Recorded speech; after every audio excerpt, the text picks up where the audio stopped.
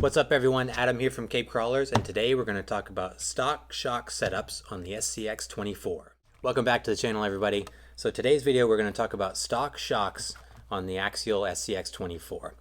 If you've bought a new 124, particularly the SCX24, and you started Googling around for modifications, you've undoubtedly come across the option of mounting your shocks to the frame to get more articulation and more performance out of these things. But is that a good choice? Does that impact your performance negatively or positively? What are the pros and cons of messing with your stock shock placement?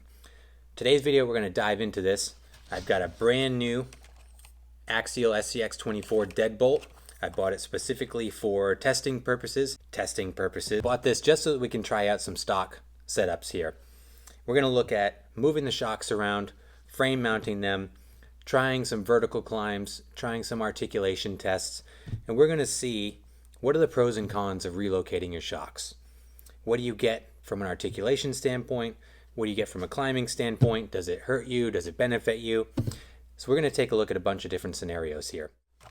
So when you get into this and you start looking at frame mounting your suspension versus leaving it stock, you're going to run into two camps of people.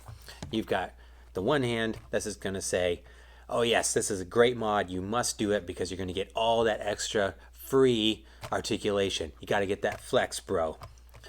The other camp is going to be, don't mess with it. You're going to screw up the suspension geometry. You're going to jack up your center of gravity. You're going to screw up your handling.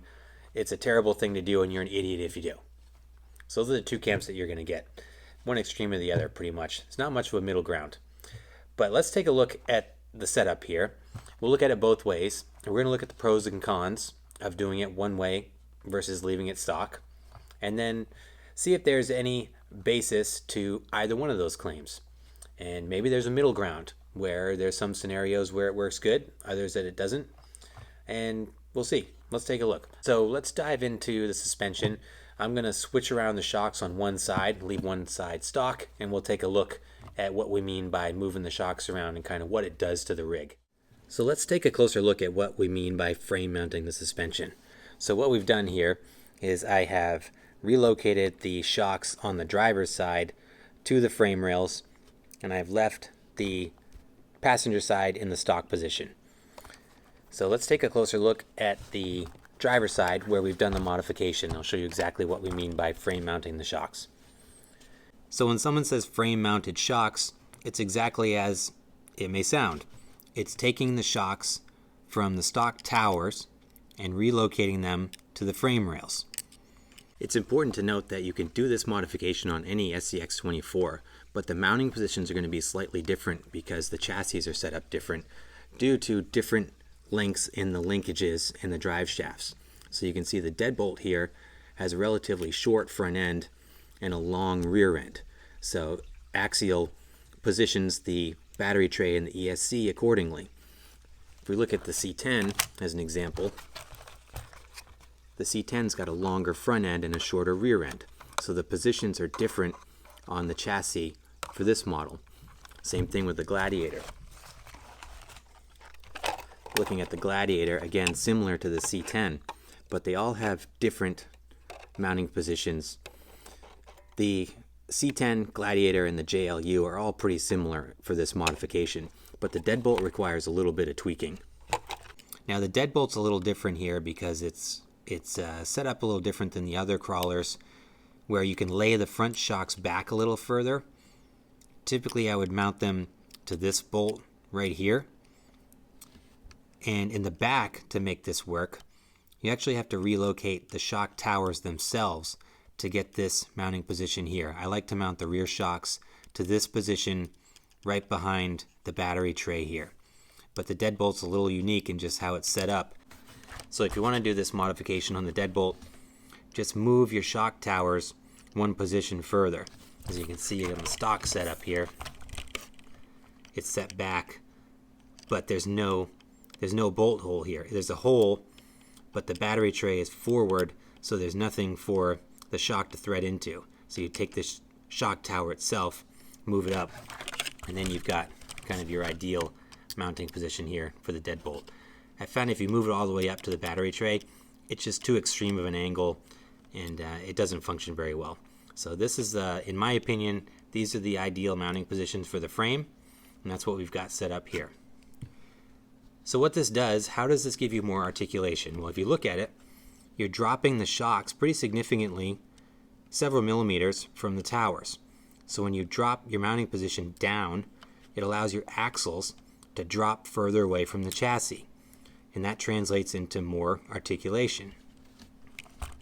But that also, if you look at this, raises your center of gravity, because anytime that you move the shocks down and you don't mess with your springs, it's going to lift the body up, because again, mounting the chassis lower, you've still got that same spring pushing up. So shocks down, chassis up, which is why, as you can see here, our little deadbolt is cockeyed and it's kind of leaning over to the passenger side because we've done this modification here. Now, because of the angle, particularly with the deadbolt, with the kind of the extreme angle you can get away with on the front, you don't raise the chassis as much as you would on, say, the C10 or the Gladiator. The deadbolt, you're actually able to get away with it modestly, I would say. But what does this translate into in a real world scenario? Does this give you more articulation? Does that slight tweak give you all that extra flex that we're after, that I'm always after, right? So let's take a look at some real world scenarios here and see if this actually works. So one of the biggest pros to this mod, and one of the biggest reasons to do this mod, is that you do gain suspension travel in the form of extra articulation. You don't actually gain shock travel because you're using the stock shocks, but because you're positioned lower, your axle can drop further, giving you more articulation. But how much? So why don't we do a test here? So let's do the old flex test. We've got our trusty measuring device here, some stock tires. Let's do a flex test on stock suspension setup, and then we'll reposition all the shocks, and we'll do another test with the frame mounted versions. Flex test on stock suspension setup. We've moved both shocks back to stock position. We're back to box stock condition here. Let's do the trusty flex test. We'll do the front now. Let's do 2 tires. Flexing on 2 tires pretty comfortably. I don't think we're going to get much more than that. If we do pretty much anything after that, that back tire is coming off the ground. So it looks like 2 stock trail grapplers is what we got for the front. Let's do the back.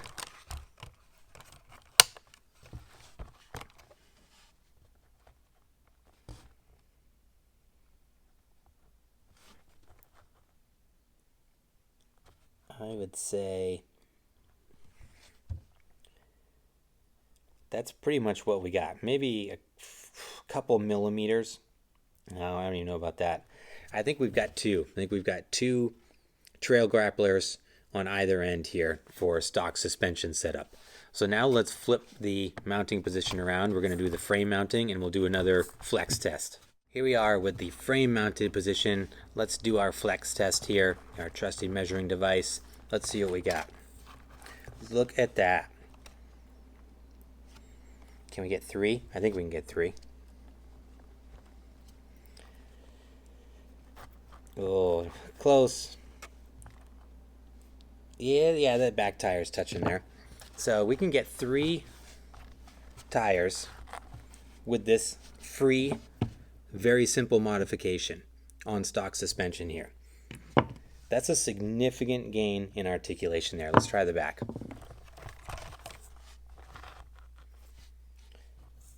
I think you gain even more in the back. It's got 3 comfortably in the back, and with room to spare. I mean, we can put it out on the lugs there on the tall position there. So that's an undeniable gain in articulation there. A significant amount, probably half an inch, maybe more, of articulation gain here.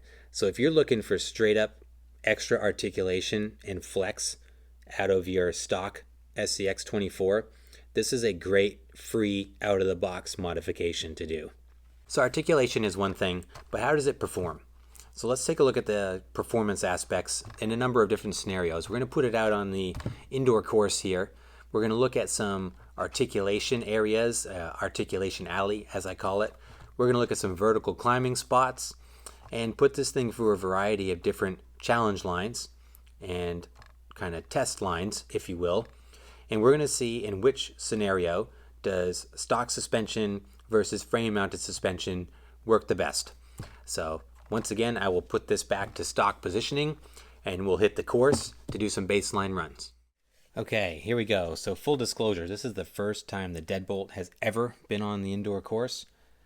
I've played with it a little bit just before I hit the record button here, but this is the first time I've had it out here. So it'll be a little bit of a learning curve here. So we can't hold that against it on the first run here.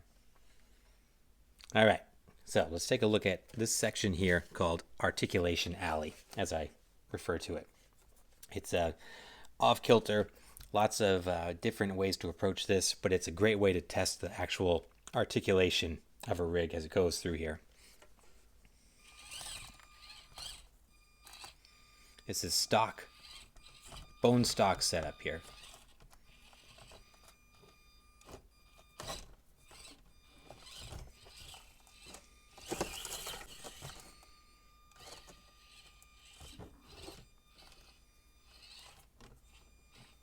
Oh, good save there.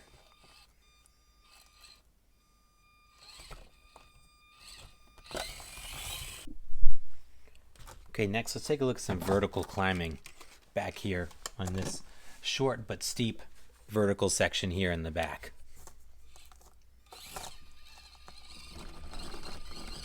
Oh.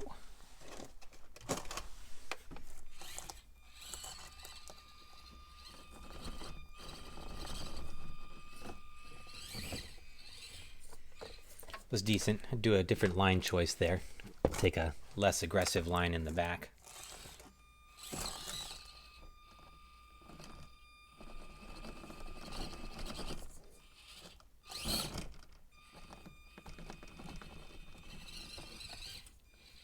It's good.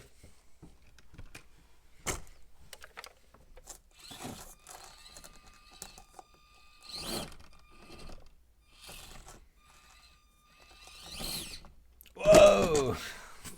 Reach for the sky.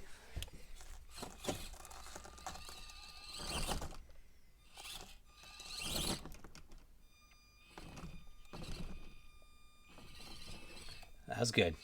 That's pretty aggressive. That was good in stock shape there. Again, let's try another kind of climbing technical section here. So this section goes kind of up over this little bump and then up onto the upper section of the course here. So let's give this a shot.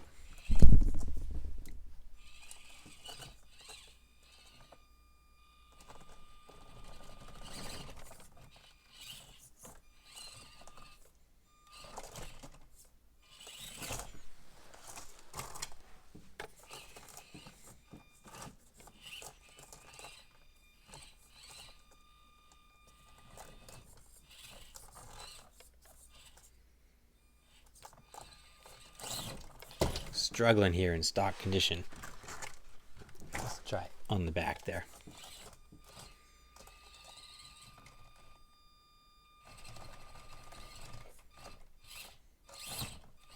There we go.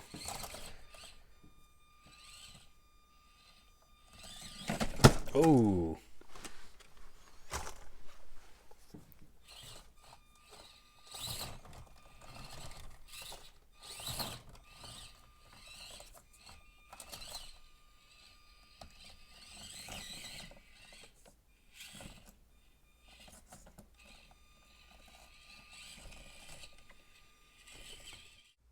So that was a deadbolt in stock shape, and I'm pretty impressed. I wasn't expecting to do as good as it did, especially on the vertical climbs. So that was good. That was a pretty high benchmark, I think, for a stock rig. So now let's do the frame mounted shock mod here, and then we'll redo those same lines on the course and see how this one does. Okay, here we are with the frame mounted suspension. It's taking on Articulation Alley here. Let's do it.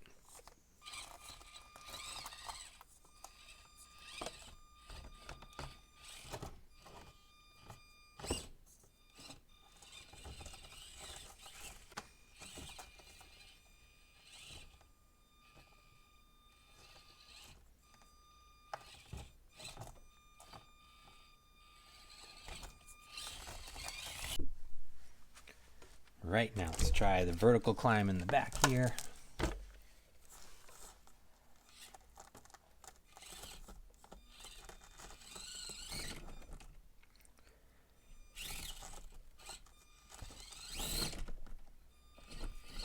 Oh, so he'll do the aggressive line, but you see the front end lifted really high there.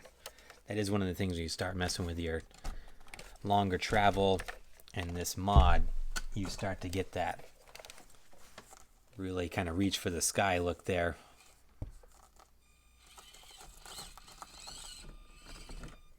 Yeah, see that?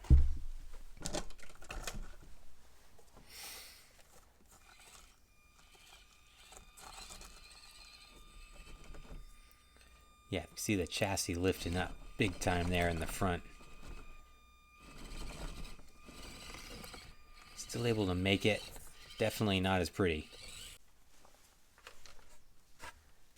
Okay, again, we're going to try this kind of technical spot over here.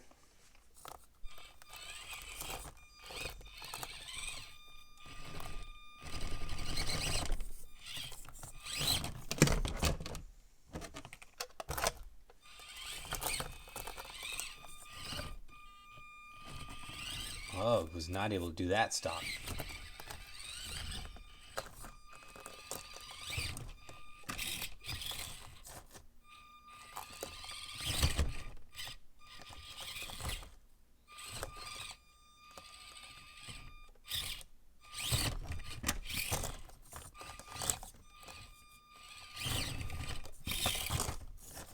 Really struggling on this one. Yeah, it's just that same, trying to bump it up over there like I did with the stock setup. Doesn't work the same. Yeah, that front end lift just doesn't allow me to do that line. Interesting, I can take those lines though.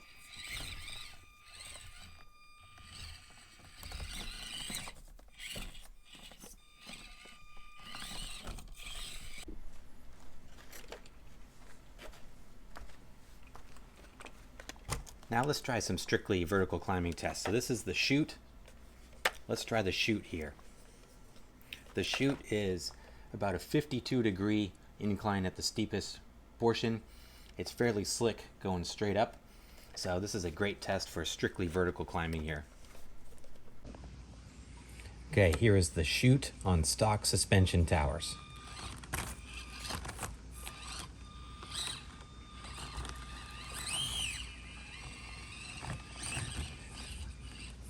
Nice and smooth. Now the chute on the frame mounted position.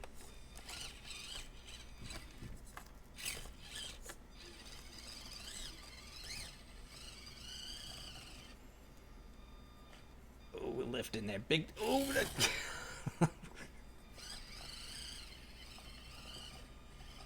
oh yeah. We made it. Had to be cautious. Definitely got some front end lift there.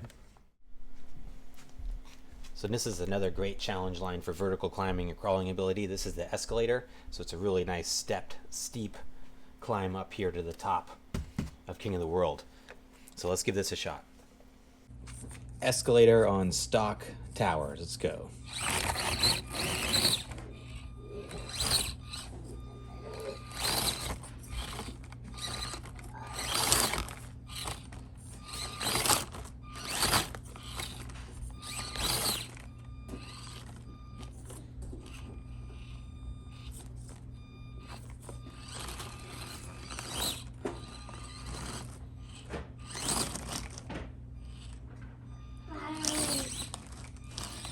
Nice.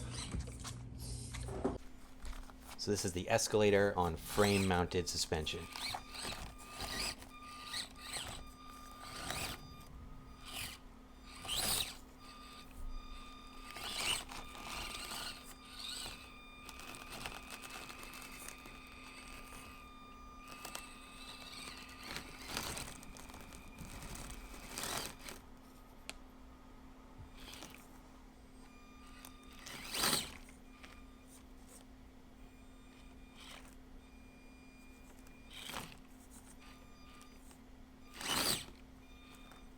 Big lift there.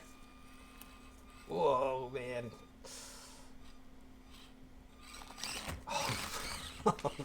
It made it. I was sweating though. So what can we conclude from our experiments here? Well, I think we can't argue the fact that repositioning your shocks to the frame definitely gives you much more articulation. As we saw from the flex test, we gained significant amount of articulation on the flex test, and also going through the articulation alley section on the course, it was definitely evident that those type of situations favor the relocated shocks.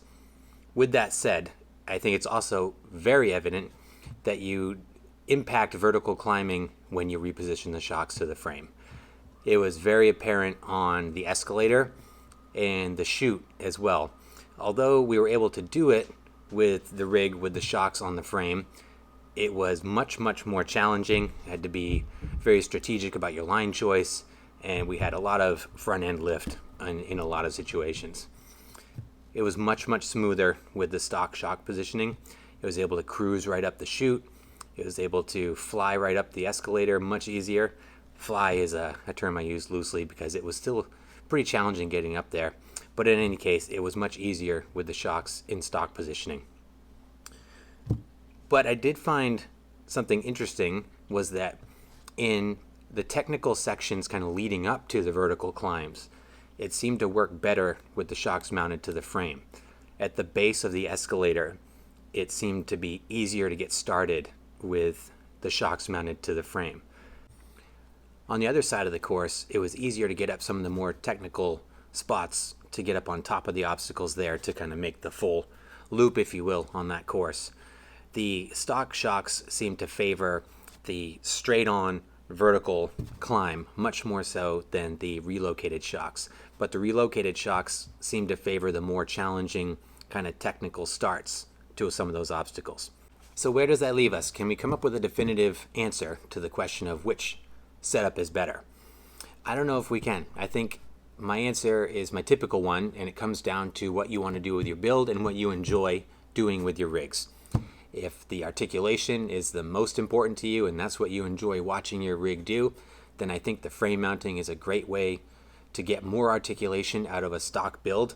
It's a free mod. It has instant performance gains, significant performance gains in terms of articulation. You are going to suffer a little bit on the vertical climbs, but I would challenge that and say that you don't suffer terribly. You just have to be more strategic with your line choice. I was still able to do all the same lines. It just wasn't as pretty, wasn't as smooth, wasn't as easy. Sometimes easy isn't as fun. So maybe that is the route to go for you. Alternatively, if you do a lot of climbing and that's really what you're interested in, is just all-around performance, probably leaving it stock is the best way to go. I think from an all-around performance perspective, what I would probably do, and this is going to surprise a lot of people because I'm all about that flex, I think with our little deadbolt here, I'm going to leave it on the stock positioning, because I just felt like the way it climbed and the obstacles it was able to do, especially on Mini Moab on the indoor course here, I was very impressed at how well this thing climbed in stock trim. So I think I'm going to leave it stock. As much as I love the articulation, and you guys know I do, I think I'm going to leave it with the stock towers, which is interesting. Not the answer I was expecting to give you guys, but that's what it is. With that said, let's let the debate begin. Let me know down in the comments below what you think. Are you a frame-mounted person, or are you a shock tower loyalist? Let me know your thoughts and your experiences down below. Appreciate your time, guys. Thanks for watching. Please give the video a like, and please subscribe if you haven't done so. We're going to keep bringing you some great content. I got this deadbolt to do some really cool comparisons. We got some other 124s coming, some different brands. We're going to do some shootouts and some cool stuff coming. Also some in-depth look at some mods that you can do to a nearly stock rig and see what the best bang for the buck is. So good stuff coming. Stay tuned. Thank you again. I appreciate you guys, and we'll see you in the next video.